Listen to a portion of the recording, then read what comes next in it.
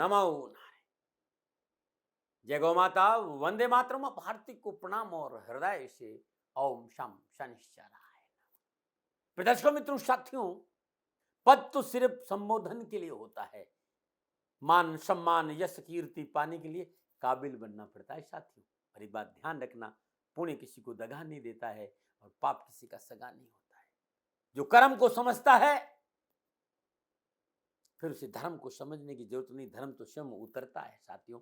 ओम नमो नारायण। 18 मई 2025, 18 महीनों के बाद राहुदेव राशि परिवर्तन कर रहे हैं। राहुदेव 18 साल बाद शनिदेव की राशि कुंभ में प्रवेश करेंगे और कुंभ राशि राहुदेव की अपनी राशि भी है। राहुदेव यानी इच्छाओं का ग्रह, छाया का ग्रह, माया की दुनिया। राहुदेव ने इच्छा ग्रह, इच्छा है न माया, तो चराचर जगत में राहुदेव को मायावी ग्रह भी कहते हैं। राहुदेव अनप्रेडिक्टेबल है, अनकन्वेंशन है, स्वरूप बदलने में माहिर है। कूटनीति, सोशल मीडिया, ग्लैमर, विदेश नीति, यात्रा, हर चीज को सीमा से परे प्राप्त करने की इच्छा राहुदेव है। अच्छा तो बहुत अच्छा और बुरा तो बहुत बुरा, इसके कारक राहुदेव है। प्लानर्स, सोशल मीडिया इन्फ्लुएंस, किसी चीज को मैनेज करना, गुप्तचर, जासूस, ये सारे काम राहुदेव के क्राइटेरिया में आते हैं। संपूर्ण तकनीकी क्षेत्र के ज्ञाता राहुदेव माने गए। यूं कह सकता हूं कि वर्तमान में चराचर जगत पर सबसे ज्यादा किसी का प्रभाव है तो वो राहुदेव है। और राहुदेव 18 मई 2025 शाम 7:35 पर शनिदेव की मूल त्रिकोण राशि कुंभ में और बृहस्पति देव के नक्षत्र पूर्व भाद्र नक्षत्र तीसरे चरण में स्वयं अपनी ही राशि, क्योंकि कुंभ राशि राहुदेव की राशि भी है, अपनी राशि में प्रवेश करेंगे। कुंभ राशि पर राहुदेव का आधिपत्य माना गया है क्लासिक में। बृहस्पति देव के नक्षत्र में राहुदेव 23 नवंबर 2025 तक रहेंगे। 23 नवंबर 2025 के बाद दोपहर 12:22 में राहुदेव स्वयं अपना ही नक्षत्र शतभिता नक्षत्र में प्रवेश करेंगे। 18 मई 2025 से लेकर 5 दिसंबर 2026 तक राहुदेव शनिदेव की मूल त्रिकोण राशि कुंभ यानी स्वयं अपनी ही राशि में संचरण करेंगे। जिस समय राहुदेव कुंभ राशि में प्रवेश करेंगे उस समय का जो लग्न है वो वृश्चिक लग्न है और लग्नाधिपति मंगल देव नीच राशि कर्क में भाग्य स्थान से संचरण कर रहे हैं। बृहस्पति देव और राहुदेव का नवम पंचम योग है। शुक्रदेव शनिदेव राहुदेव का द्विद्वादश योग है। बुधदेव और राहुदेव का त्रिकादश संबंध है और राहुदेव और सूर्यदेव का चतुर्दशम संबंध है और मंगलदेव और राहुदेव का षडाष्टक संबंध है। 20 जुलाई 2025 शाम 5:12 पर राहुदेव पूर्व भाद्रपद नक्षत्र के दूसरे चरण में आएंगे और 21 सितंबर 2025 दोपहर 2:51 पर राहुदेव पूर्व भाद्रपद नक्षत्र के प्रथम चरण में प्रवेश करेंगे। जैसा कि मैंने आपको पहले ही बताया कि 23 नवंबर 2025 तक राहुदेव बृहस्पति देव के नक्षत्र में संचरण करेंगे और 23 नवंबर 2025 से शाम के समय से दोपहर के समय, जो भी मैंने टाइम आपको बताया है, राहुदेव स्वयं अपने ही नक्षत्र नहीं सतभिसा नक्षत्र चौथे चरण में संचरण करेंगे। तो ये जो फलादेश है ये 2025 तक का रहेगा। 2026 का फलादेश जब 2026 प्रारंभ होगा तब मैं आपको बताऊंगा। और पूर्व भाद्रपद नक्षत्र के स्वामी बृहस्पति देव 14 मई 2025 से मिथुन राशि में संचरण करेंगे। ध्यान रखिएगा, राहुदेव और बृहस्पति देव का नवम पंचम संबंध है, इस बात को ध्यान रखिएगा। और पूर्व भाद्रपद नक्षत्र के स्वामी बृहस्पति देव है और नैसर्गिक शुभ ग्रह है 9 ग्रह में। और वैदिक ज्योतिष के अनुसार राहुदेव जिस राशि में नक्षत्र में संचरण करते हैं उनका फल अवश्य देते हैं। इस समय राहुदेव शनिदेव की मूल त्रिकोण राशि में कुंभ में संचरण करेंगे और ये उनकी स्वयं की राशि भी है। और क्लासिक ये कहते हैं, विद्वान ये कहते हैं, ऋषियों का ये संदेश है कि कोई भी ग्रह किसी भी ग्रह की मूल त्रिकोण राशि की में जब संचरण करता है तो अति शुभ फल प्रदान करता है। मित्रों साथियों, आप राशिफल सुनना चाहते हैं और मैंने राशिफल लिखा है, लेकिन ये राहु है, अनप्रेडिक्टेबल ग्रह है, अनकन्वेंशन ग्रह है, मायावी ग्रह है और इसका प्रभाव हमारे जीवन पर बहुत रहता है। तो मैं 5 से 7 मिनट आपका लेना चाहता हूं जिससे कि आपको बात समझ में आए। यदि आप थोड़ा समझ लेंगे तो आपको राशिफल समझ में आएगा कि मैं राशिफल क्यों बोला हूं। और आपको लगता है कि नहीं, दाती महाराज हम ये सब कुछ नहीं सुनना चाहते, तो आप सब विद्वान हैं, तकनीकी के बादशाह है, यूट्यूब पे फॉरवर्ड का बटन है, आप फॉरवर्ड करके राशिफल पे चले जाना।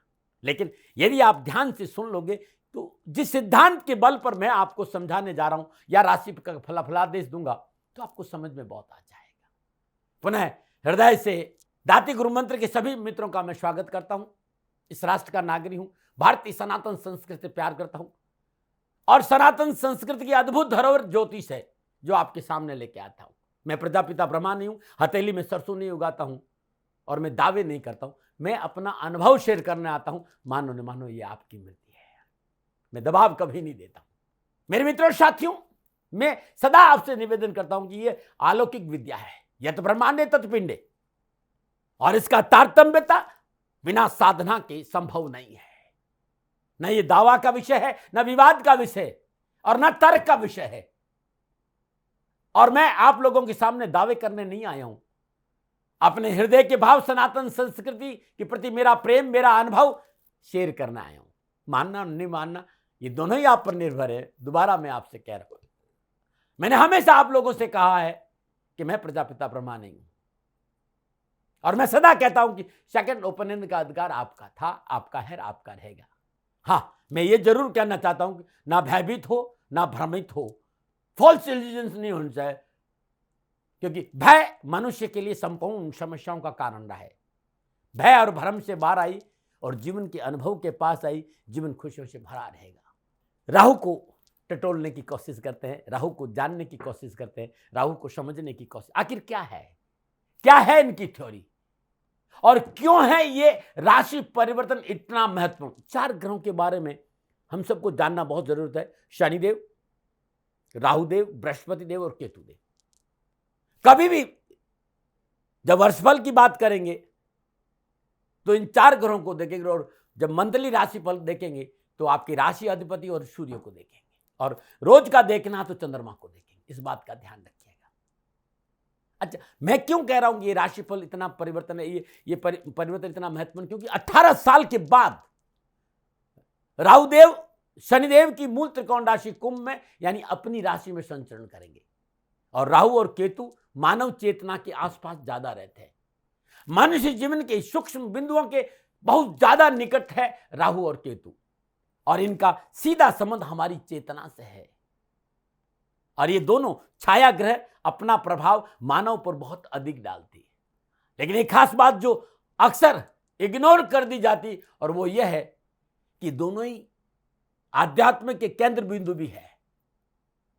ये दोनों ही ग्रह हमें जीवन की साधना की ओर भी अग्रसर करते हैं, भीतर की गहराई में डूबने का अवसर देते हैं। इसके लिए बहुत जरूरी है इनके बारे में अध्ययन, शोध की आवश्यकता। भारत के ऋषियों ने इन्हें छाया ग्रह कहा है, क्योंकि आकाश में ये दोनों बिंदु के रूप में दृष्टिगोचर होते हैं। जहां सूर्य और चंद्रपथ एक दूसरे से मिलते हैं, उस बिंदु विशेष को राहुदेव और केतुदेव कहा गया है। छाया का अपना एक प्रभाव है, और मनुष्य की छाया हमेशा मनुष्य के साथ रहती है, बशर्ते जहां आप खड़े हो वहां रोशनी हो, क्योंकि यही वो रोशनी है जो छाया का निर्माण करती है। यदि गहराई से समझे तो यही वो रोशनी है जो हमें ज्ञान भी देती है, हमारे आसपास जो कुछ भी मौजूद रहकर आभास देती है वो हमारे साथ है। असल में उसकी भूमिका हमारे जीवन में एक मात्र छाया का समान है। लेकिन रोशनी तभी बनती है या छाया तभी बनती है जब रोशनी को अपने भीतर प्रवेश होने से रोकते, क्योंकि समतल कांच की सतह कभी छाया नहीं बनती साथियों, क्योंकि वो रोशनी को अपने भीतर प्रवेश होने देता है। ठीक इसी प्रकार ज्ञान की रोशनी जब हमारे भीतर में प्रवेश कर हमारे अंतर मन को ओतप्रोत कर देगी तो हम सांसारिक माया रूपी छाया में नहीं फंसते।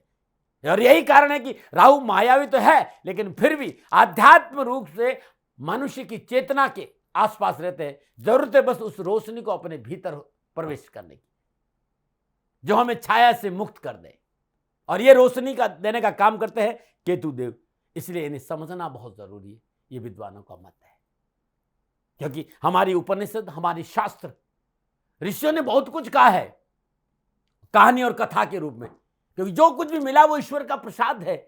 और मैंने जो कुछ भी आपके सामने रखा वो ईश्वर का प्रसाद और मेरा अनुभव है साथियों, क्योंकि ये दोनों छाया ग्रह जातक के आंतरिक स्वभाव के बारे में बहुत कुछ बताते हैं और इन्हें समझ लिया जाए तो मनुष्य अपने जीवन को गतिमान करने में सहज हो जाता है।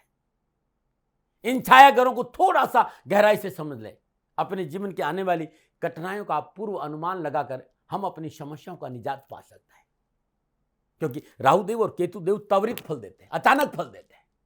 क्योंकि मैं राशिफल के आसपास आ रहा हूं, थोड़ा सा समय इसलिए ले रहा हूं कि आप समझ ले। राहु केतु को सुनना और समझना बहुत जरूरी है।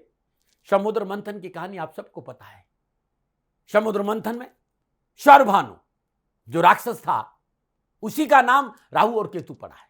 ये कश्यप ऋषि के पुत्र है, हिरण्याक्ष की बहन सिंहिका की संतान है और सिंहिका का संबंध कश्यप ऋषि के वंशज से है। और कहते जब समुद्र मंथन हुआ, नारायण अमृत खाली देवताओं को बांट रहे थे। शरभानु ऋषि पुत्र भी था और राक्षस भी। उसे वेश बदलने का बड़ा ज्ञान था, वो साधना भी करता था और अध्यात्म का जानकार भी था। उसको अनुभव हुआ कि नारायण अमृत केवल देवताओं को दे रहे। उन्होंने रूप बदला और सूर्य और चंद्र के बीच में आके बैठ गया। जब इसका ज्ञान सूर्यदेव और चंद्रमा को हुआ तो सूर्यदेव और चंद्रमा ने नारायण को संकेत दिया कि ये राक्षस है, शरभानु है, और वेश बदलकर देवताओं को हमारे बीच में आके बैठ गया। नारायण ने उसी समय सुदर्शन चक्र निकाला और शरभानु की गर्दन काट ली। जब तक अमृत अंदर चला गया था कंठ तक और गर्दन कटी, तो जहां तक अमृत गया, क्योंकि अमृत तो स्पर्श कर दिया, तो वो अमर हो गया। ऊपर का हिस्सा गर्दन वाला हिस्सा राहु और नीचे वाला हिस्सा केतु। तो जहां अमृत आ गया वो तृप्त है और जहां अमृत नहीं पहुंचा वहां तड़प रह गई। और पिछले 50 सालों से मैंने ये शोध किया है कि राहु जिस भाव में बैठता है उस भाव से व्यक्ति को लापरवाह बना देता है और कॉन्फिडेंस बना देता है, क्योंकि उसके पास अमृत है। उसको परवाह नहीं किस बात की। उसका यह कहना होता है कि जो काम मैंने किया है उसका लाभ, उसका फल मुझे चाहिए। और केतु जिस घर में बैठता है उस भाव की उस व्यक्ति के भीतर में सदा तड़प रहेगी। यदि केतु लगन में है तो मान सम्मान की तड़प है, और केतु दूसरे भाव में तो वाणी की तड़प है, और केतु तीसरे भाव में तो साहस और पराक्रम की तड़प है, और चौथे भाव में आगे तो सुख की तड़प है, और पंचम भाव में विद्या और संतान की तड़प है। जहां केतु विराजमान होगा वहां तड़प रहेगी। यदि राहु लगन में विराजमान है, जातक की जन्म किसी भी राशि में राहु विराजमान है, व्यक्ति कोई फर्क नहीं पड़ता, लोग उसका मान सम्मान करते हैं क्योंकि वो बेपरवाह है अपने सम्मान से, क्योंकि उसका जीवन का एक हिस्सा तृप्त है, वो उसके प्रति उत्सुकता नहीं दिखाएगा। लेकिन यदि फिर याद दिला रहा हूं कि ठीक उल्टा लगन में केतु विराजमान है, व्यक्ति को अपने आसपास मान सम्मान के प्रति अतृप्ति बनी रहती जीवन भर। चाहे कितना भी मान सम्मान उसको मिल जाए, हमेशा ज्यादा पाने की लालसा परेशान करती रहेगी। यही है राहु की माया। और माया तभी काम करती है जब केतुदेव का स्थान राहुदेव ले लेते हैं, यानी रोशनी के मार्ग में बाधा उत्पन्न कर देते हैं, उसके भीतर प्रवेश होने से रोकते हैं। यह है राहु की जो बातें। अब वापस आते हैं अपने विषय पर। इस वर्ष मुख्य रूप से ग्रह नक्षत्रों का जो राशि परिवर्तन, क्योंकि शनिदेव ने भी राशि परिवर्तन 29 मार्च को किया, 14 मई को बृहस्पति देव भी कर रहे हैं और केतुदेव भी करेंगे। तो राहुदेव, केतुदेव, बृहस्पति देव, शनिदेव, इन 4 ग्रहों का जो राशि परिवर्तन है, मैदानी ज्योतिष के ही हिसाब से बहुत कुछ उठापटक का संकेत मिल रहा है। पुनः याद दिला रहा हूं, 29 मार्च को शनिदेव मीन राशि में, 14 मई को बृहस्पति देव मिथुन राशि में, 18 मई को राहुदेव कुंभ राशि में, और 18 मई को केतुदेव सिंह राशि में। 2 अप्रैल से 6 जून तक मंगल देव का नीच राशि कर्क में संचरण, संपूर्ण ग्रह युगों की गणना करे, और साथ में राहुदेव का नवम पंचम संबंध भी है। यह समय संपूर्ण राष्ट्र को सतर्कता का, सावधानी का और एकजुट रहने का संकेत दे रहा, अन्यथा प्रतिकूल परिस्थितियों का सामना करना पड़ेगा। दुर्घटनाओं का संकेत है, प्राकृतिक प्रकोप बढ़ सकते हैं, हवाई दुर्घटनाएं, अग्नि से दुर्घटनाएं, शत्रु संबंधी परेशानियां, राजनीतिक उठापटक, धर्म को लेकर अनर्गल बयानबाजी परेशानियों का संकेत देते हैं। ये उठापटक और तनाव का संकेत। वैसे नवम पंचम योग राष्ट्र को आर्थिक संपन्नता जरूर देगा। चाहे कितना भी उठापटक हो, भारत की आर्थिक स्थिति मजबूत होगी। भयभीत होने की कहीं जरूरत नहीं। इस समय जिस तरह का माहौल है, इस माहौल से घबराने की जरूरत नहीं है।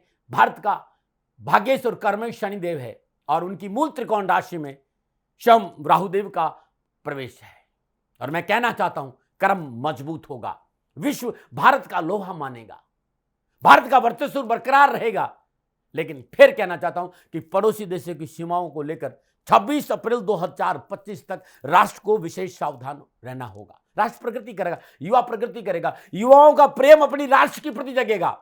राष्ट्र के जो शासन है, जो जो जो जो जो सत्ता राज कर रही है, वो गरीब के लिए, किसान के लिए, युवाओं के लिए अपना भंडार खोल देगी और सीमाओं पे मजबूत हो। राष्ट्र समझौता नहीं करेगा, शासन समझौता नहीं करेगा, हमारी सेनाएं मजबूत होगी। क्योंकि शनिदेव 30 साल के बाद नैसर्गिक शुभ ग्रह बृहस्पति देव की राशि, धर्म की राशि मीन में प्रवेश करे। शनिदेव बीपीएल श्रेणी के लोगों का प्रतिनिधित्व करते, गरीब लोगों का, पिछड़े लोगों का, जो मेहनती और परिश्रमी लोग हैं उनका प्रतिनिधित्व करते हैं। तो मैं सच कहना चाहता हूं, सत्तापक्ष गरीब, निर्धन, पिछड़े वर्ग के लिए सब कुछ निछावर कर देगा, पूर्ण सहयोग करेगा, ऐसा ग्रह योगाओं का संकेत है। जी हां, सत्तापक्ष और विपक्ष में व्यर्थ का टकराव जरूर नजर आ रहा है। मैं फिर कहना चाहता हूं कि शासन बहुत मजबूत है। शासन राष्ट्र की संप्रभुता, समृद्धि के लिए सब कुछ निछावर करेगा, लेकिन विपक्ष भी शांत नहीं रहेगा, वो कहीं न कहीं टांग अड़ाई जरूर करेगा। मैं प्रजापिता प्रमाणी हूं, न ही मेरी राजनीति में कोई ज्यादा पकड़ है और ना मैं राजनीति जानता हूं। मैं लेकिन इतना जरूर कहना चाहता हूं कि संवेदनशील विषयों पर असंवेदनशील टिप्पणी, बयानबाजी बखेड़ा जरूर खड़ा करेगी। इसलिए भाषा पर वर्चस्व वाले लोगों को काबू रखना पड़ेगा। मैंने अपने जीवन में 50 साल के आसपास इन ग्रहों के आसपास रहने का प्रयास किया। साधारण सा व्यक्ति हूं, बहुत लगाव है सनातन संस्कृति, दावे आते नहीं है, हर गलती से सदा हाथ जोड़कर क्षमा मांगता हूं। लेकिन ये समय फॉल्स इल्यूजन्स का नहीं हो, माया में नहीं फंसना है, राष्ट्र को सर्वोपरि मानने का है। साधना का अवसर मिला और इस विषय पर बहुत नजदीक तक जाता हूं, तभी कुछ बोलता हूं। जिस तरह के ग्रह योगायोग है, प्राकृतिक प्रकोप की संभावनाएं बढ़ रही है। अग्नि कांड की घटनाएं हो, चाहे भूमि हो, चाहे जल हो, चाहे आकाश हो, भूकंप हो, चाहे भूस्खलन हो, आदि की संभावना है। और इस बार बृहस्पति आने वाले 8 सालों के लिए अतिचार गति में रहेंगे। इस बार वो 18 अक्टूबर से 5 दिसंबर तक अतिचार गति में रहेंगे। तो बृहस्पति देव भी कई प्रतिकूलताओं का संकेत दे रहे। स्पेस में, आकाश में बहुत सी घटनाओं का प्रतिकूल संकेत नजर आ रहा है। जो वैज्ञानिक तकनीकी आकाश में है, उसमें टकराव बढ़ेगा। बहुत सी दुर्घटनाएं आकाश में नजर आ रही है। शनिदेव और राहुदेव द्विद्वादश योग में संचरण कर रहे हैं। जो प्रेजेंट सिनेरियो है, धर्म के नाम पर किया गया अनर्गल बयानबाजी सांप्रदायिक सौहार्द में कमी लाएगा। इसे बचना चाहिए। राष्ट्र न कोई बड़ा था, राष्ट्र न कोई बड़ा है और राष्ट्र न कोई बड़ा हो सकता, न होने की संभावना है। राष्ट्र प्रेम चाहिए। 18 मई 2025 राहुदेव बृहस्पति देव के नक्षत्र पूर्व भाद्र तीसरे चरण में संचरण करेंगे और पुनः याद डालो कि पूर्व भाद्र नक्षत्र 23 नवंबर 2025 तक रहेंगे। यहां आपको बृहस्पति देव की फल मिलेंगे। दूसरा, शनिदेव की मूल त्रिकोण राशि कुंभ में संचरण करें। होरा शास्त्र क्या संकेत रहा है वो मैं बताऊंगा। शनिदेव के उत्तम फल भी मिले। देखना बहुत जरूरी है कि आपकी जन्मकुंड में शनिदेव किस अवस्था में विराजमान, किन किन भावों के अधिपति है और उन पर किन किन ग्रहों का प्रभाव है, शुभ है या अशुभ है। ये अशुभ ग्रहों के प्रभाव में है तो उस आधार पर राहुदेव आपको पूर्वा भाद्र नक्षत्र में संचरण कर शुभ अशुभ फल प्रदान करेंगे। ये तो बात रही बेसिक की, नियम क्या कहता है, क्योंकि एक ही राशि के लोगों में कितने को अच्छे और कितने को बुरे फल प्राप्त होंगे। किसी को बुरे मिलेंगे और किसी को अच्छे अनुभव से गुजरना पड़ेगा। अब बात करते हैं राहुदेव का जो मूल स्वभाव है वो किस प्रकार है, क्योंकि ग्रह अपना मूल स्वभाव कभी नहीं छोड़ता। शुभ ग्रहों के साथ उनके स्वभाव की अच्छाइयां और बुराई कमी होगी, लेकिन अधिकता या थोड़ा कम हो, लेकिन स्वभाव नहीं बदल सकता। ठीक उसी प्रकार जैसे हम बारिश की बूंदों को पृथ्वी पे गिरने पे रोक नहीं सकते, लेकिन छाता और छत उसे एक स्थान विशेष पर गिरने से अवश्य रोक सकता है। बारिश हो रही है, यदि हम छाता है तो कुछ बचा जाता है, या छत के नीचे गिरे हैं खड़े हैं तो उन बूंदों से बच सकता है। शुभ और अशुभ ग्रहों का प्रभाव छाता और छत जैसा ही है। जो घटना घटित होने से तो रोक तो नहीं सकते, लेकिन नुकसान कम हो इसका प्रयास कर सकते हैं। जहां तक राहुदेव की बात है, राहुदेव को जाने अपने प्रभाव के कारण जाते हैं, क्योंकि राहुदेव जिस व्यक्ति को अपने प्रभाव में लेते हैं उसे फिर वो उसके स्वभाव में नहीं रहने, जो स्वभाव उस व्यक्ति का है उस स्वभाव में राहुदेव उसे नहीं रहते। राहुदेव एक धुआं के समान है, व्यक्ति के जीवन में भ्रम फैलाने का कार्य करते हैं। मित्रों, यहां जो मैं राहुदेव के बारे में बताने जा रहा हूं, यहां बात अच्छाई और बुराई की नहीं है, क्योंकि मनुष्य की आदत होती है कि वो जल्दी जल्दी कंक्लूजन निकाल लेता है कि फला चीज अच्छी है और फला चीज बुरी है, ये ग्रह फायदेमंद है और ये ग्रह नुकसानदायक है, बस ये जानकारी मिल जाए, बाकी जानकर क्या करना। लेकिन मित्रों, जब हम अपने जीवन में किसी चीज को गहराई से जानने की कोशिश करते हैं ना, तो यहां सिर्फ ग्रहों की या ज्योतिष की बात नहीं कर रहा हूं, एक सामान्य की बात भी कर रहा हूं। जब हम अपने जीवन में किसी चीज को गहराई से जानने की कोशिश करते हैं तो आप महसूस करेंगे कि आपके लिए उसे जीवन में स्वीकार करना बहुत आसान हो जाता है। फिर हमें गुस्सा या फ्रस्ट्रेशन नहीं होता है, क्योंकि कहीं ना कहीं हमें पता होता है कि हमारे साथ ऐसा क्यों हो रहा है, इसका कारण क्या है, कब तक मेरे साथ चलेगा, मैं इस स्थिति से बाहर आ सकता हूं। यानी बजाय खुद को, वो ईश्वर और खुद को दोष नहीं देगा, व्यक्ति कर्म उन्मुख होगा, अपनी व्यक्तिगत स्थिति को सुधारने का प्रयास करेगा, सही दिशा में आगे बढ़ने की कोशिश करेगा। जो भी बातें राहुदेव से संबंध रखती है, उनका अच्छा और बुरा होना आपकी जन्म कुंडली में उनकी प्लेसमेंट पर, उन पर अच्छे या बुरे ग्रहों के प्रभाव पर निर्भर करे। लेकिन जो मैं बताने जा रहा हूं वो राहुदेव का मूल स्वभाव है। राहुदेव बहुत जल्दी रूप बदलते हैं, तेज बुद्धि वाले हैं, जिसे व्यक्ति को बहुत जल्दी भ्रमित कर लेते हैं, तत्काल प्रभाव में ले लेते हैं। और ये कारण है कि रातारात व्यक्ति को अमीर बना सकते हैं और गरीब भी।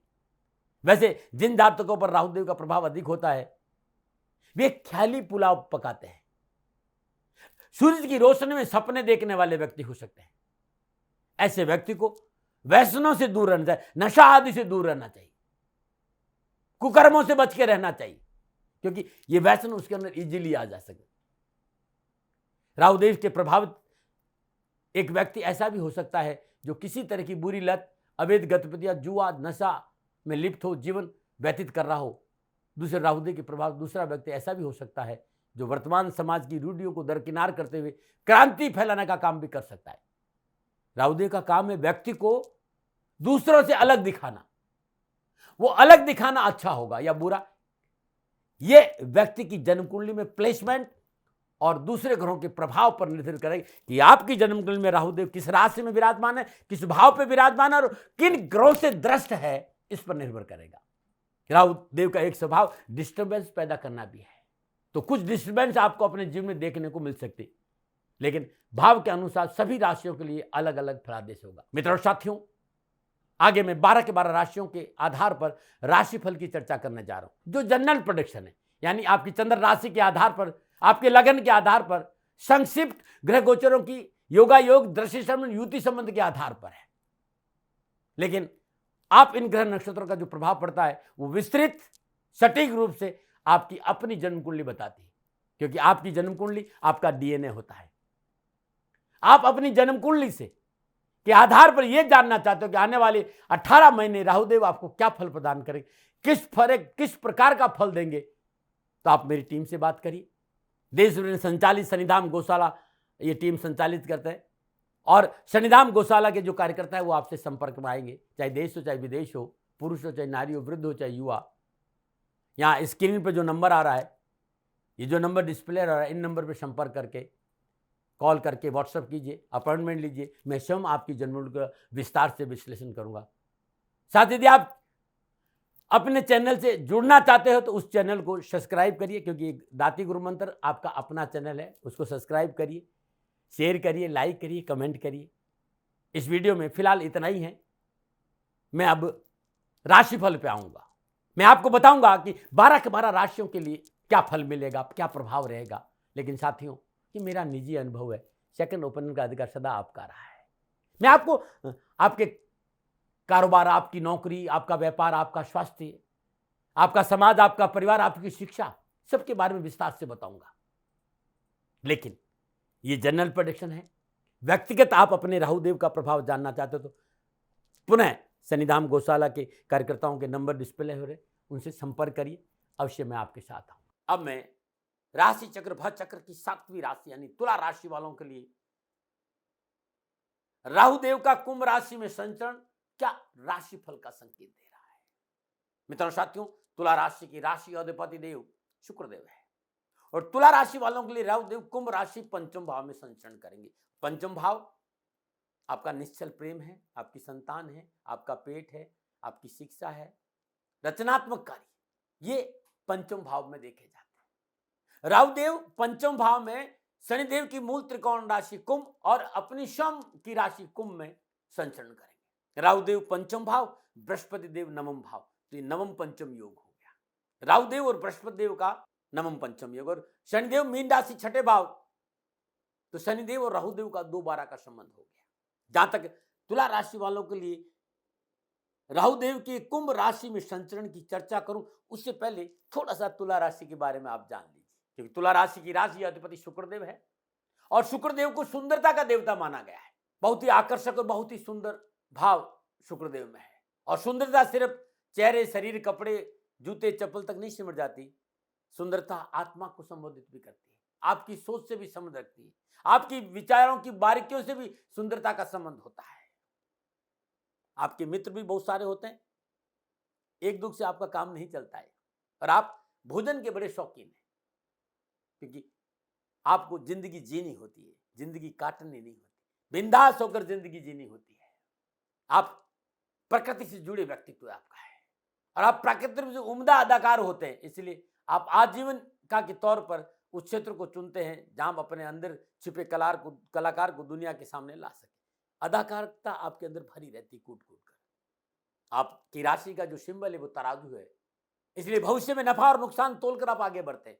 आप बहुत ही सामाजिक व्यक्ति है, हमेशा लोगों से घिरा रहना पसंद करते हैं और दूसरों से कनेक्ट रहते हैं। तुला राशि हर जगह बैलेंस रहती है, लेकिन खर्चे के मामलों को लेकर अनबैलेंस हो जाती है, और यही एक वजह है कि आप अपने लिए मुसीबतें खड़ा कर लेते हैं। चाहे कितना भी पैसा आ जाए, इनके पास कभी पैसा टिकता नहीं। इनकी आर्थिक स्थिति अच्छी नहीं रहती, तब भी खर्चे करने में सबसे आगे रहते। बहुत सुंदर राशि है, बैलेंसिंग राशि है। अब तुला राशि वालों के लिए राहुदेव का कुंभ राशि में संचरण, क्योंकि तुला राशि वाले राहुदेव अपनी स्वराशि शनिदेव की मूल त्रिकोण राशि कुंभ में त्रिकोण भाव में पंचम भाव में संचरण कर रहे हैं, और राहुदेव यहां बृहस्पति देव के नक्षत्रों में संचरण करेंगे। मैं मोटा मोटा बात करूं, कामकाज कारोबार को लेकर राहुदेव उत्तम अवसर दे रहे हैं। कैरियर और एजुकेशन से आगे बढ़ने का मौका मिलेगा और नए रोजगार के साधन उपलब्ध होंगे, और व्यापार में सुदृढ़ता के साथ साथ नए व्यापारिक संबंध भी बनेंगे। निजी संबंधों में प्रगाढ़ता आएगी। पंचम भाव प्रेम का भाव है, एक्सप्रेशन का भाव है, रचनात्मक का भाव है, क्रिएटिविटी का भाव है। तो तुला राशि को सदा संतुलन खोजती है, इस बात का ध्यान। क्लासिक भी ऐसा ही कहता है, और ज्योतिष में ऐसा संकेत मिलता है कि तुला राशि बैलेंस, ब्यूटी और हार्मोनी को खोजती है। ये सुनने में आया कि राहुदेव हमेशा ऐसी चीजें करता है जैसे दुनिया देखे कुछ नया विस्तार, यहां आपकी दबी हुई चीजें निखर कर सामने आएगी। यहां राहुदेव संबंधों की बाउंड्री को तोड़ सकता है। राहुदेव पंचम भाव रचनात्मक में नहीं, क्रिएटिविटी नहीं, ये भाव इमेजिनेशन और उम्मीदों का घर भी है। यदि आप यहां भावनाओं में बहकर कोई निर्णय लेते हैं, संकेत ये भी मिल रहा है कि आप नया काम शुरू कर सकते हैं और यहां नया निर्णय भी आप ले सकते हैं। और वैसे भी राहुदेव का पंचम भाव में संचरण किसी नए कार्य की शुरुआत की हलचल का संकेत भी दे रहा है। बढ़ोतरी देगा, किए गए कार्यों में उत्तम फल प्राप्त होंगे। राहुदेव सदा वक्री रहते हैं। कुछ ऋषियों ने राहुदेव को दृष्टि को माना और कुछ ऋषियों ने दृष्टि को नहीं माना है। पिछले कई वर्षों के अनुभव में आया कि मैंने दृष्टि को माना है। इन 50 साल की ज्योतिष की यात्रा में मैंने दृष्टि को स्वीकार किया है, क्योंकि ये छाया ग्रह है और मैं दृष्टि नहीं कहकर इसे छाया कहता हूं। बृहस्पति देव पंचम, सप्तम और नवम दृष्टि रहती है, और बृहस्पति देव के जैसे राहुदेव की पंचम, सप्तम और नवम दृष्टि रहती है, यानी पांचवी छाया, सप्तम छाया और नवम छाया। दृष्टि की जगह हम छाया का प्रयोग करेंगे तो उत्तम रहेगा। और राहुदेव की जो छाया वो क्लॉकवाइज होगी। पंचम भाव में विराजमान राहुदेव की पंचम छाया लगन भाव तुला राशि पर, सप्तम छाया सिंह राशि लाभ भाव पर, और नवम छाया मिथुन राशि भाग्य स्थान पर। तो लगन, लाभ और भाग्य स्थान एक्टिव होंगे। पंचम भाव एक्टिव, चार भाव एक साथ एक्टिव होंगे। तुला राशि वालों के लिए तीनों त्रिकोण एक साथ एक्टिव हो रहे हैं। तो ये नोट कर लीजिए कि आर्थिक समृद्धि, आर्थिक सुदृढ़ता तो मिलनी है। इसके साथ ही आपको संतान को सफलता मिलेगी। भाग्य आपके पक्ष में करवट लेगा।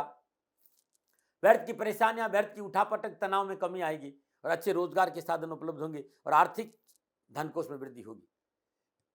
बस मन में थोड़ी सी शांति रखनी है, शत्रु पक्ष से सावधान रहना है और व्यर्थ के तर्क वितर्क से दूर रहना बहुत जरूरी है। और व्यर्थ के तर्क वितर्क से दूर रहे तो परिवार भी कंधा से कंधा मिलाकर आपके साथ खड़ा रहेगा। यह था मोटा मोटा फलादेश। लेकिन गणनाओं के आधार पर जब राहुदेव 18 मई से लेकर साल के अंत तक शेष ग्रहों के साथ योगा योग, दृष्टि संबंध और युति संबंध बनाएंगे, तब क्या फल मिलेगा। 23 नवंबर से 2025 राहुदेव अपने स्वयं के शतभिषा के चौथे चरण में संचरण करने से जो स्थितियां बन रही है, क्योंकि इस बीच 18 अक्टूबर से 5 दिसंबर तक बृहस्पति देव अपनी उच्च राशि कर्क में भी संचरण करेंगे। तो 18 मई से लेकर 2025 के अंत तक, मैंने दिसंबर के लास्ट महीने तक क्या रखे सावधानी, क्या करे उपाय, इन संपूर्ण समस्याओं से बचने के लिए और कैसा रहेगा राहुदेव का संचरण आपके लिए, मैं थोड़ा सा विस्तार से बताने की कोशिश करूं। क्योंकि त्रिकोण का भाव है और त्रिकोण भाव में सभी ग्रह अनुकूल और लाभदायक फल प्रदान करते हैं। जहां तक संपूर्ण नक्षत्र गणनाओं का संकेत है, योगा योग, दृष्टि संबंध, युति संबंध, तुला राशि वालों के लिए यह परिवर्तन शुभ और लाभदायक रहेगा। कारोबार में मनोनुकूल परिस्थितियां बनेगी, कारोबार में किए गए प्रयास मनोनुकूल फल प्रदान करेंगे, धन लाभ की प्राप्ति होगी, आर्थिक सुदृढ़ता होगी, नए व्यवसाय में बढ़ोतरी होगी और पारिवारिक समस्याओं का निवारण होगा और सुख सौभाग्य, ऐश्वर्य, मान सम्मान, यश, कीर्ति में पताका लहराएगी। यदि आपको नॉलेज है और आपका अनुभव है तो शेयर मार्केट में सफलता के उत्तम अवसर, अतिरिक्त आय के साधनों में वृद्धि और संतान को विशेष सफलता और संतान प्राप्ति का प्रबल योग है और संतान की ख्याति भी बढ़ेगी। आप युवा है, विद्यार्थी है, कैरियर, एजुकेशन, कामकाज, कारोबार, नौकरी, शिक्षा के दृष्टिकोण में सफलता के उत्तम अवसर है। परीक्षा और प्रतियोगिता में सफलता मिलेगी और अविवाहितों के लिए विवाह का उत्तम योग है। मान सम्मान, यश बढ़ेगा, नए कारोबारी संबंध बनेंगे, रोजगार के साधन उपलब्ध होंगे, लंबी यात्राओं का योग है, शोध में, साधना में, रिसर्च में अच्छा अवसर मिलेगा और घर के विवृद्ध सदैव पिता का पूर्ण सहयोग प्राप्त होगा। यह समय आपके लिए, आपके परिवार के लिए, आपकी संतान के लिए और आपके आसपास के सर्कल के लिए उत्तम लाभ और सफलता का संकेत दे रहा है। हाँ, कुछ बातें हैं जिनको विशेष सावधानी के रूप में आपको लेना पड़ेगा। एक, स्वास्थ्य को लेकर, जबकि स्वास्थ्य ठीक है लेकिन आपको शुगर है, हाई बीपी है, लो बीपी है, हार्ट है, तो स्वास्थ्य को लेकर लापरवाही नहीं करें। झोले साहब डॉक्टरों से दूर रहना बहुत जरूरी है और व्यर्थ की सोच को अपने ऊपर हावी नहीं होने देना है। संतान को सफलता मिलेगी, संतान आगे बढ़ेंगे, लेकिन संतान पक्ष को, संतान को परेशानी नहीं आए, सतर्कता बरतनी पड़ेगी। घर के बड़े बुजुर्गों की सलाह को नजरअंदाज ना करें और जिस तरह के घर योगा योग है, धन कमाने का शॉर्टकट रास्ता आपको मुसीबत में डाल सकता है, इस बात का ध्यान रखें। और जीवन साथी के साथ किसी तरह का दगा और विश्वासघात मुसीबत का संकेत दे रहा है। ये सावधानियां हैं, क्या उपाय करें। तुला राशि वालों, महादेव को मनाइए और महादेव की पूजा से जीवन की संपूर्ण पीड़ा परेशानी से आपको मुक्ति मिलेगी, आपको धन की प्राप्ति होगी, रोजगार के साधन उपलब्ध। अब महादेव को कैसे मनाएं? तो हर रोज प्रातःकाल नित्य कर्म स्नान उपरांत भगवान शिव के शिवलिंग पर जल अर्पित करने के बाद श्वेत चंदन का लेप करें और 108 या श्रद्धानुसार मोगरे के पुष्प मृत्युंजय मंत्र का जाप करते भगवान शिव के शिवलिंग पर अर्पित करिएगा। भगवान शिव का केसर से अभिषेक करना भी उत्तम रहेगा और भगवान शिव के शिवलिंग और केसर का लेप करना भी बड़ा लाभकारी और अपने भाल पर केसर लगाना अति उत्तम रहेगा। कामकाज, कारोबार, नौकरी, व्यवसाय, समाज, परिवार में अनावश्यक विघ्न, बाधा और परेशानियों के छुटकारे के लिए अर्गला स्त्रोत का पाठ आपके लिए अति कल्याणकारी रहेगा। ओम दुम दुर्गाय नमः, इस मंत्र का जाप करना भी आपके लिए लाभकारी रहेगा। प्रत्येक मंगलवार को गाय को अपने हाथ से गुड़ खिलाए और प्रत्येक शुक्रवार को श्रद्धानुसार दूध 9 वर्ष की कम आयु की कन्याओं को दान में देना उत्तम रहेगा। ये छोटे छोटे उपाय है, इन उपायों का सहारा लेकर आप लाभ उठा सकते हैं। मित्रों और साथियों, ये गोचरीय ग्रह संचरण के आधार पर तुला राशि वालों के लिए राहुदेव के कुंभ राशि के संचरण का प्रभाव था। ये सभी तुला राशि वालों के लिए जनरल प्रेडिक्शन है। मेरी बात को ध्यान से सुनिएगा, ये जनरल प्रेडिक्शन है, लेकिन आप पर ग्रह नक्षत्र का प्रभाव जो पड़ता है उसकी विस्तृत और सटीक जानकारी आपकी अपनी जन्म कुंडली बता दी, क्योंकि आपकी जन्म कुंडली आपका डीएनए होता है। आप अपनी जन्म कुंडली के आधार पर यह जानना चाहते हैं कि ये 18 महीने राहुदेव आप पर क्या प्रभाव डालेंगे, इन 18 महीनों में क्या, किस प्रकार, कैसा फल प्रदान करेंगे। इसके लिए आप मेरी टीम से बात कीजिए। शनिधाम गौशाला की टीम, जो नीचे नंबर आ रहे हैं, इन नंबरों पर आप संपर्क कर सकते हैं। आप देश में रहते हैं, चाहे विदेशों में रहते हैं, आप पुरुष हो चाहे नारी, जो वृद्ध हो चाहे युवा, स्क्रीन में जो नंबर आ रहे हैं इन नंबरों पर संपर्क करके चाहे व्हाट्सएप कीजिए या कॉल कीजिए अपॉइंटमेंट लीजिए। मैं स्वयं आपकी जन्म कुंडली का विस्तार से विश्लेषण करूंगा और मैं जितना जानता हूं आपको सपोर्ट करूंगा। लेकिन ये याद रखिए कि ये जनरल प्रेडिक्शन है। राशिफल, फलादेश, उपाय यदि आपको अच्छे लगे हो तो इस चैनल को सब्सक्राइब और शेयर जरूर करें।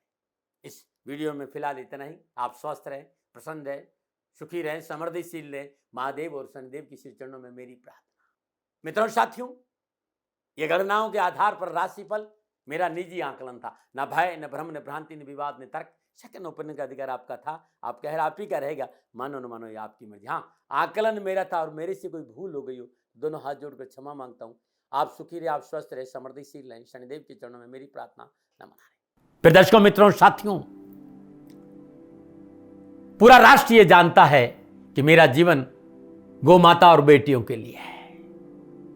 यत्र नारीस्तु पूजन्ते रमन्ते तत्र देवता। ठीक किसी तरह मेरा जीवन गौ माता की शरणागत है, उनके चरणों में है। पूरा राष्ट्र और राजस्थान का हर व्यक्ति जानता है कि दाती महाराज गायों से बहुत प्यार करते हैं, बेटियों से बहुत प्यार करते हैं। पिछले 35-36 सालों में सैकड़ों हजारों बेटियों के लिए मैंने अपना जीवन दिया है और मैं ये कह सकता हूं कि गौ माता और बेटियों के लिए मेरा संपूर्ण जीवन निछावर है। और ये मेरे जीवन का उद्देश्य था, क्योंकि मेरे लिए राष्ट्र कोई बड़ा है, ना राष्ट्र से बड़ा कोई हो सकता, न संभावना है। और गौ माता और बेटियां राष्ट्र की धरोहर है। उनके लिए ये करना मेरा कर्तव्य भी था, मेरा कर्म भी था और मेरा धर्म भी था। मैं आपको किसी वजह से नहीं सुना रहा हूं ये बात, बस खाली बता रहा हूं कि ये मेरे जीवन का लक्ष्य था। मैं अपने राष्ट्र की सेवा करूं, ये मेरा धर्म है, क्योंकि मैं इस राष्ट्र का नागरिक हूं। पिछले 30-35 सालों से मैं बेटी बचाओ, गौ सेवा में अपना संपूर्ण जीवन राष्ट्र के साथ लगाया। समय बड़ा बलवान है, समय बलवान होता है साथियों। वर्तमान परिस्थितियां आर्थिक दृष्टिकोण से मेरी अनुकूल नहीं है, यह मैं संकेत आपको कई बार दे चुका हूं। धन नहीं मांग रहा हूं। मैंने आज तक राष्ट्र से कभी नहीं कहा कि मुझे धन दो, मुझे पैसे नहीं चाहिए। ना मैंने पहले कभी पैसे मांगे थे और ना मैं अभी पैसे मांग रहा हूं। और ये मेरा अहंकार नहीं है। बात बताना चाहता हूं, मैं अहंकार से ये नहीं बोल रहा हूं, क्योंकि मैं धन को लेकर कभी आपके सामने नहीं आया। ये मेरा निवेदन है। हमेशा मैंने आप लोगों से कहा कि राष्ट्र की सेवा करो, मैं भी कर रहा हूं और आप भी सेवा करो। धन नहीं चाहिए, लेकिन वर्तमान आर्थिक परिस्थितियां मेरे को यह कहने के लिए थोड़ा सा मजबूर कर रही है कि शनिधाम गौशाला की गाय दुखी नहीं रहे, इसके लिए मुझे आपका सहयोग चाहिए। और सहयोग तब चाहिए जब मैं आपके लिए कुछ करूंगा। मैं आपके साथ खड़ा रहूंगा आपकी समस्याओं के समाधान के लिए, चाहे वो पूजा पाठ हो, चाहे ज्योतिष हो, चाहे ध्यान हो, चाहे योग हो, किसी भी रूप में आपको मेरे से सहयोग चाहिए। आप सभी अपनी अपनी जन्म कुंडली देखना चाहते हैं। आप चाहते हैं कि मैं आपकी जन्म कुंडली देखकर आपको कुछ समाधान दूं, और आप सबको कुछ न कुछ जानकारी चाहिए। मैं आपके साथ खड़ा हूं, पूरे साल खड़ा रहूंगा, और जब तक जीऊंगा तब तक राष्ट्र के साथ खड़ा रहूंगा। नीचे नंबर आ रहा है, इन नंबरों पर संपर्क करिए और मेरे से बात करिए। लेकिन इसकी एवज में गायों के लिए चारे की व्यवस्था करिए। इसलिए मैंने कहा था कि भाई समय है, दिन है, थोड़ा सा आर्थिक परिस्थितियों को लेकर मैं थोड़ा सा कमजोर हूं, और मेरी गौ माता शनिधाम गौशाला चारे को लेकर परेशान नहीं हो, ऐसा मैं हृदय लेकर आपके सामने आया हूं। लोगों ने कहा कि राष्ट्र आपसे प्यार करता है दाती महाराज, एक बार राष्ट्र से निवेदन करिए। मैं फिर कहना चाहता हूं, मैं धन नहीं मांग रहा हूं, और यह मेरा अहंकार नहीं, मेरी विनम्र प्रार्थना। साथियों, मेरा राष्ट्र सर्वोपरि है। मैं ये नहीं कह रहा हूं, मैं ये कह रहा हूं कि मैं परिश्रम करूंगा आपके लिए, और आप उस परिश्रम के एवज में गायों के लिए चारे की व्यवस्था कीजिए। शनि भगवान सदा आपकी रक्षा करेंगे, आपका जीवन सदा खुशियों से भरा रहेगा, ऐसा मेरा निवेदन है।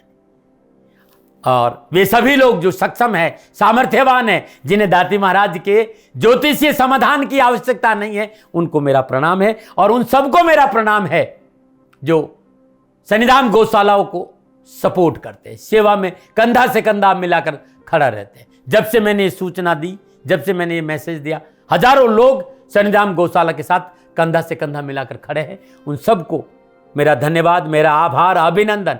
हर महीने आप में से बहुत से लोग कुछ न कुछ शनिधाम गौशाला में सहयोग करते हैं। मैं उन सब के प्रति पुनः एक बार हृदय से अपना आभार प्रकट करता हूं और ये सहयोग मैं जीवन भर याद रखूंगा। समय ऐसा है, मेरी परिस्थितियां आर्थिक दृष्टिकोण से अनुकूल संकेत नहीं दे रही, इसलिए मैंने राज से कहा कि शनिधाम गौशाला में परेशानी नहीं आए। सरकार सपोर्ट करती है, सरकार की तरफ से जो वो करना चाहती वो करती, लेकिन उससे पूरा नहीं पड़ता है। सरकार की अपनी सीमाएं हैं साथियों, और उससे पूरा नहीं पड़ता है, और अपनी मर्यादाएं भी और सीमाएं। शासन के पास और बहुत से काम है साथियों। फिर भी मैं शासन का भी धन्यवाद दूंगा जो हमारे साथ वो खड़े हैं। पुनः हृदय से एक बार निवेदन करना चाहता हूं, आपको लगता है कि दाती महाराज के साथ शनिधाम गौशाला में खड़ा रहना है तो नंबर नीचे आ रहे हैं, जरूर सहयोग करिएगा। मेरा कोई दबाव नहीं है, समय काल परिस्थिति के अनुसार दाती महाराज की ये प्रार्थना है। मैं दाती महाराज आपका हूं और आप मेरे हो। मुझे लगा कि आपको कहना देना चाहिए। राशिवासियों, व्यापारी नहीं हूं, समय है आज आपसे कह रहा हूं। और यदि आप अपने आसपास भी जो गायें उनकी भी सेवा करते हैं तो ये भी सेवा मेरे को बहुत खुशी हो, क्योंकि गौ माता दुखी नहीं रहनी चाहिए। बस इस बात का ध्यान रखिएगा। पुनः हृदय से आभार। ओम नमो नारायण।